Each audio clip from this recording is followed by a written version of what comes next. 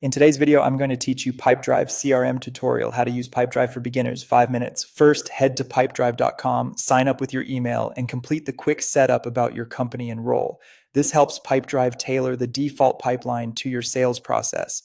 Use a work email if you can, and only fill what's needed. You can refine details later without losing progress.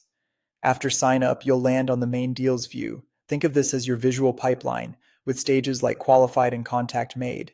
Each deal is a card, and you'll move those cards from left to right as they advance. This board gives you an at-a-glance sense of what's happening and what's stuck.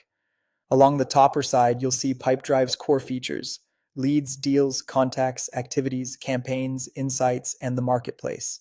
Leads is a pre-pipeline inbox for early prospects.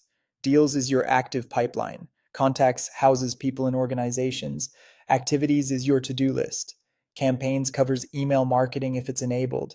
Insights provides reporting, and the marketplace is where you can add integrations. Next, add your contacts. Go to contacts and choose add person or add organization, or import them from a spreadsheet if you have a list. When importing, check that columns map correctly to fields. If you're new, start by adding a few records manually so you get familiar with the fields. Now create your first deal. Click the plus deal button, link it to a person or organization, set a potential value, and add an expected close date. Keep values realistic and dates accurate. They'll feed into your forecasts. When you've taken the next step with that prospect, drag the deal card to the correct stage in your pipeline. Open the Activities tab to plan your work. Schedule calls, meetings, and follow-ups so nothing slips through the cracks. When you click any activity, you'll see the related deal, which makes it easy to add notes after the interaction. Notes keep your history in one place for you and your team. Start each day in the Activities screen. Click into the first task, open the deal, make the call or send the email, capture quick notes, and mark the activity as done.